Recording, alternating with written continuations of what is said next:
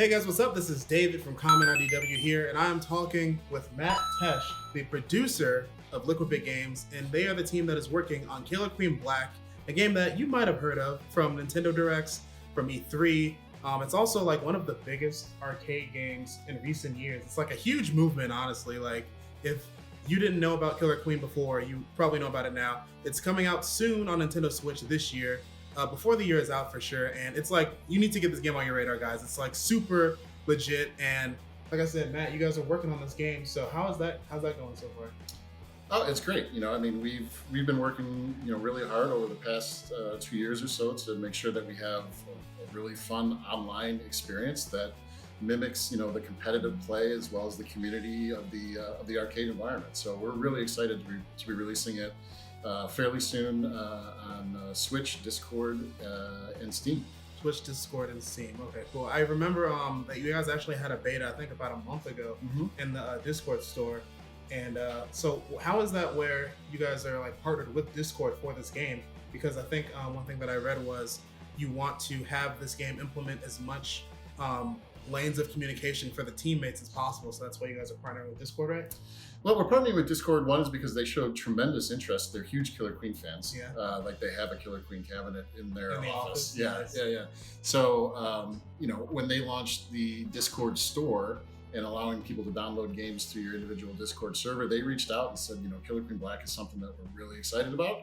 And we want to be a partner with you in any way that we can. And so, we were happy to accept the help. We're excited to be launching Killer Queen Black on Discord along with Steam and along with Switch all same day. Oh, very nice. Yeah. So we're happy to have them as kind of part of the family there. Awesome. So for people that don't know what Killer Queen is, we're going to do this real quick. TLDR of what Killer Queen is. It is a arcade game where it is two teams. In the arcade version, it's 5v5. Killer Queen Black is going to be 4v4. Right. There are 3 workers that can evolve into soldiers, and there's also one player that's always a queen.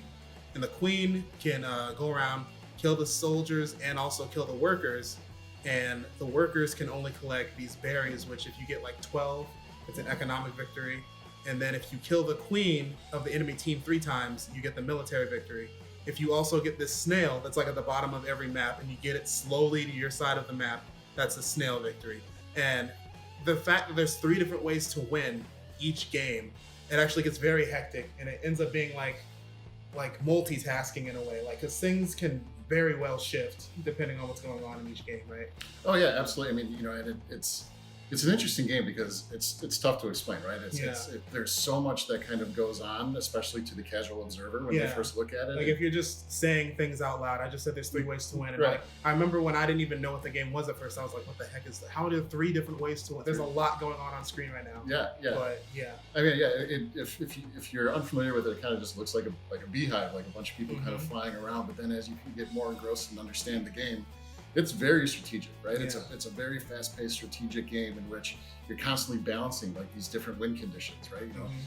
Did I push the snail far enough that now they have to respond to the snail, and it'll open up an opportunity for me to get an economic victory, right? Like that's the really interesting thing about the win conditions is, as you continue to complete them and move them closer to a win, the other team has to respond, and that opens up various avenues. And the game really just kind of goes back and forth between, offense and defense and stopping the other team from completing an objective while you're out trying to complete a different one. And it brings an incredible amount of strategy, tactics, teamwork, communication, and competitive play. It's a lot of fun. So with a game that is as big on teamwork as this game is, considering it started off as an arcade game, what is like one of the big things with bringing that type of environment to the console world? Because with the arcades, it was just like get some friends, right? Get like a team of 5, or just find some strangers, play with them. And then only on the arcade version, there was only like one version of the warrior, for example, or there was only like one move that the queen could do. Right. But now there's like more items, there's more stuff that you have to adjust to the console version. Yeah. So I mean, one of our main goals has always been, being able to capture that communication, that community, that team-based play that people will find at an arcade because they're standing right next to each other, right? They're able to kind of talk. So we went really out of our way to build in a variety of different communication systems for team-based play into Killer Queen Black. First and foremost, there's cross-platform real-time voice, right? So everybody that's on the same team can literally just talk to each other. Oh, so I could literally be on my computer and my friend could be on their Switch and another one could be like not on Discord but playing through Steam, and everyone could just be on the same game. Absolutely. That's okay. Yeah. See, so that's one of the big things. Yeah. One of the big things. And we knew that right off the bat, right? The game is more fun when you're playing with voice and you're communicating with your team. But we also understand that there's a lot of people out there that don't want to talk, to other people on the internet, especially if you're joining, a random game or things like that where you don't know the other players very well. Don't tell me you guys put an Apex ping system in this. Well, it's pretty interesting, right? So we have two other kind of modes. One is we basically have emotes, right? Where you're able to kind of throw an emote like a heart emoji over your head, or a question mark, or an exclamation mark. Ways that'll trigger an audio alert. So ways that you can kind of communicate, hey, thanks for helping me out. Like if you were getting eaten by the snail and the other queen came down and saved you. You could throw a heart emoji or things like that. So there's a whole like emotional emoji system that's built in. That's part of what we call our nonverbal communication package.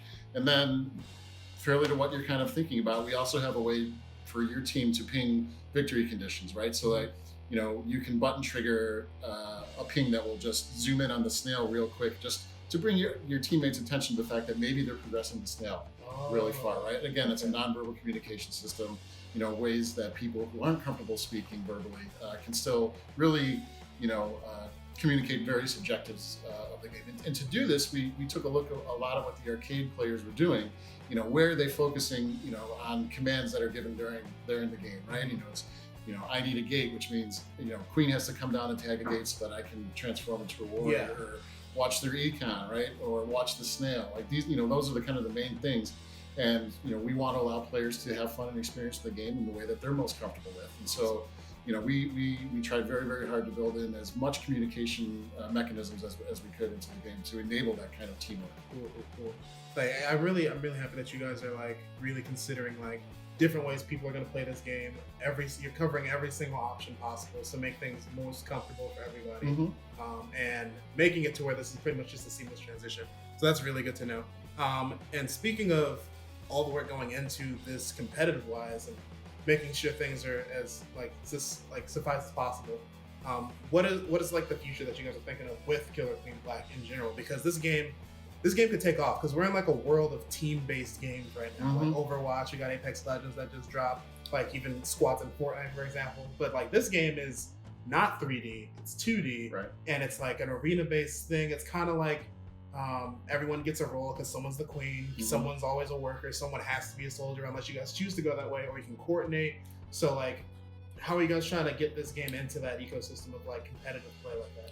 Yeah, I mean, and just to kind of go back to the beginning of that question, you are kind of seeing a transition in games over the last, 2 years or so into a lot of online team-based games, which is really interesting, right? Because that's how gaming started. I mean, gaming started by sitting, either on your couch and playing locally, or go back even further with board games, right? And you're playing with teams, and then it kind of transitioned into this very solo experience, which is great, right? And then there's a lot of really cool things that you can do, and a lot of really cool experiences with a solo experience. But now we're seeing with internet getting better and online play really kind of being adopted by the masses. Lots of team-based stuff. Lots of team-based online play is really kind of coming out, and so we think that Killer Queen Black, is coming out at the exact right time, and kind of this gaming trend that we're seeing, and the competitive nature of it is really fascinating, right? Like, so like you said earlier, David, it's been very competitive in the arcade, right? Like there's tournaments that go on constantly. Players travel from city to city to play in these different tournaments, and we want to really bring the same thing back to Killer Queen Black, right? And so what we're for launch, we really want to get getting the game out there. We're allowing players to play in a couple of different modes, right? So there's what we call a quick play mode, which is you can just jump in. We're going to dump you right in the middle of the game, and you can kind of think of it like, hey, you walk up to an arcade machine and just play with and there's people already playing, and there's an open slot. You just jump in and you start playing, right? Like that's how we call quick play. then there's a ranked mode, right, in which you will team up with 8 people. Whether you brought those people on a team or you just want to get matchmaked against them, we'll matchmake you against players of your skill level. And you'll form teams and you'll go through ranked mode in which your MMR essentially will increase or decrease depending on your performance. We have various leagues that you can kind of traverse through, that are denoted visually, so players can tell it's like, oh, okay, I'm playing you, and you're in the gold league. So you got like the ranking up. For 2 reasons: one, to show ranking and player progression, and two, to inform players in an easy manner, like, why is this guy so good? It's like, oh, okay, he's been playing for a while and he's a higher rank. Outside of that, so also we have basically a spectate mode in the game, so you can turn the game on and you can just watch games. Oh, okay. Those games are primarily ranked games, and so you can really kind of see what the good players are doing, what their techniques are, how they're moving the characters. What is the overall strategy and how are they adapting to the other team? And that's a really interesting way to learn the game and to kind of get deeper into the strategy behind it. And then moving forward, right? We have post launch, we have a lot of really interesting ideas that we're still kind of kicking around, right? And we've gotten a ton of feedback, and we'll rack and stack these ideas and features accordingly. But we're very interested in seeing how the ranked play kind of takes off. In the arcade, it was very community driven. Yeah. It is very community driven. Is that going to be the same with Killer Queen Black? We're not entirely certain. Like, should we come up with a league? Should we come up with a more formal tournament structure? And I think we're going to take a lot of guidance from the community on how we put that together, and not really rush into it too terribly quick. We also have the ability to spectate other players' games that will be coming, so that if and when these user created tournaments happen, we'll be able to broadcast those on Twitch and do other things that all with Twitch extensions, everything necessary to kind of build up the online presence, let people celebrate people that are playing the game in a tournament, celebrate their skill, view it, and become fans. So in the future, you're actually hoping that like some of those big Twitch players, some of those big YouTubers, like they end up being like Killer Queen YouTubers, Killer Queen Twitch players. Yeah, I mean, that would be awesome. Yeah. Right? But it's also as much about that as it is also enabling regular players to have a local tournament, and then give them a stage or give them the tools necessary to have a stage that they can showcase this tournament on, and that's very important to us. And so that's absolutely the immediate future of kind of Killer Queen Black when it comes to competitive play. Awesome. And then in terms of one of the long-term things that I think is really interesting is a factor with Killer Queen Black is the black in the title, which is there's going to be a special black team for I think within like a month or so after the game starts. You're going to start picking out what team is the best in like the world or like in the community, and they're going to be labeled as the black team, and it's just going to snowball from there, or how? Right. Yeah. So you can kind of think of it. You pretty much got it, but you can think of it as like a king of the hill mechanic, right? Like, so those teams that are really kind of progressing through the rank and showing progress. When we release this feature, we'll anoint a team as the black team, and they get a different bunch of outfits, and they're really kind of menacing, and they're really cool. And they essentially play matches until they lose, and the team that beats them then becomes the black team and moves on. And you accrue basically a time base of how long you've been the black team,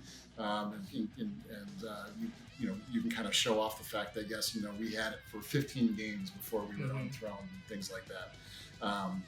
And this is all going to be broadcast on Twitch, right? So, and anyone that if you come up against the black team in an online match, your match will automatically be broadcast on Twitch. People will be able to tune into Twitch and constantly watch some of the better teams, as they progress through the winning and losing of being that black team. So is like the Killer Queen Twitch channel just going to be like a constant 24/7 just live stream of the black team going against people? Yep. Okay. Yeah. Right. And at the start, right? We have thoughts on continuing to develop that as well, depending on how well that takes off, whether we put commentators in there for special games or what. There's a lot we can do with it. Yeah, it's like it's a really good idea, and it's like I would love to see how that takes off. And right. It's like whenever I mention it to friends, they're just like, "That's a really ambitious idea." Yeah, it is. The fact that you're these characters now. So like, what happens if we like lose connection, or if we just want to stop playing for the day? Do we does the black go to someone else? Yeah, or goes to somebody else. Passes on? It just passes so on. So just as soon as you get that black, just screen cap that and just be like, got it. Yeah, exactly. Yeah. And just know that, hopefully out there's many, many, many people watching. It comes down to giving the player a stage to play on, right? Rewarding them for good play. If you're selected to be the black team, or you beat the black team in an online match, and then you become them, that's something that should be celebrated, and we want to give that stage and that floor to people to be able to do that. But it's honestly, it's like I said before, it's king of the hill, right? If you disconnect, you lose, it's gone. Yeah. And we'll just award it to another team, most likely the team that you're playing, right? If you DC in the middle of a game and your team loses, we have all sorts of rules set up around what happens during ranked play when players disconnect, and we give them a little bit of time to try to reconnect, because we understand that it's the internet is the internet. Yeah. So we try to be fair about it, but we also have to be realistic. If you're playing in a ranked game, we expect that you probably have a decent internet connection. There's 7 other people that are relying on you for a fun experience. And if you drop in the middle of that during a black team game and your team loses, then the other team will become the black team, and away it goes. And hopefully sometime in the future you'll have the ability to compete again. So like the idea of black team, one more thing with that, since you said the game is gonna have crossplay, Switch, Discord, Steam. So over the millions of players essentially, and eventually Xbox and Xbox too. So the millions of players that are just gonna be one set of like 4 outfits that are just thrown into the ether, and there's like a chance one day you'll see the rumored black outfit that's floating around the internet. Right. What we really want to evaluate, and this is why that this will be coming out post launch, is whether this is a worldwide thing, or whether this is a region. If you want to break it to different parts of the world. Break it to different parts of the world, because that's also an intriguing thing. Yeah, so there'd be like multiple blacks for every part of the. Okay. Right. So whether it's going to be region based or whether there's going to be one, I think that's what we're going to have to kind of take a look at what that traffic looks like. But it'll be really interesting. We're excited. We're excited to build out the feature. Yeah. All right. We keep talking about online, but one of the best things about Killer Queen Black is it's coming to home consoles, which means there's the potential to be able to play this game locally. But it's 8 players, local co-op. So that means you have to have 8 controllers or 2 systems with 4 players each on them. That's what it is. It's 2 systems with 4 players each, right? Okay. Yeah. So on Nintendo Switch, you basically just you set up we have an option for local wireless play. The switches connect to each other via their ad hoc wireless networks, and away you go, 4 players on each switch. Okay, 4 on each. And then can you cross play local with like 4 people on my Switch, and then 4 people connected over the internet to like my computer, and then we play that way? Yeah, totally. Okay. Oh, yeah. Okay. Literally any way you want to play. Yeah, I mean that's what's really interesting, and what's complex about this game is, right, one, it's 8 players playing concurrently, but the combination of how you can play, like the 2 of us could sit here, and then we could team up with 2 people that are remote, and then the 4 of us could form a team and then go play against the internet, right? It doesn't matter if you're sitting on the couch or next to each other, or if you're spread out in different states or countries. We'll combine you into forming that team, and then you can go out and do what you want. Yeah. Awesome. And then what happens if I want to play a game of Killer Queen Black with some friends at a party, but we don't have 8 people that want to play at that moment? Just AI fills in. AI fills in. Okay. Yep. Okay. Yep. Yeah, I mean that's essentially it. That makes sense. Yeah. All right. I think that's pretty much all the main questions that I had. And I think a lot of people had, like, how this whole system would work, because like I said, this game looks amazing. This is going to be a big game for parties, like throughout the rest of this year. I can see me and a lot of my friends getting this on Switch or whatever console. And since it has crossplay, we're going to be playing a lot. Cool. So this is going to be really fun. I'm looking forward to this. All right, Matt, thank you so much for letting me play Killer Queen Black, and also letting me talk to you about Killer Queen Black. Super looking forward to this game. where can people look up more information on it if they're curious to get some more? Yeah, so you can go to www.killerqueenblack.com. It's kind of our landing page for the game. It's got links to Steam, Nintendo, and Discord if you want to check it out. Wishlisted on Steam. That's always very, very helpful for us. Sure, yeah. Other than that, you can Google it. We've definitely had enough press that have done reviews and things like that, so you can see other kind of thoughts and gameplay. But killerqueenblack.com is the main landing page of the game. Awesome. Thank you so much, man. Guys, look it up. It's a great game. I'll see you guys on the next video. Later.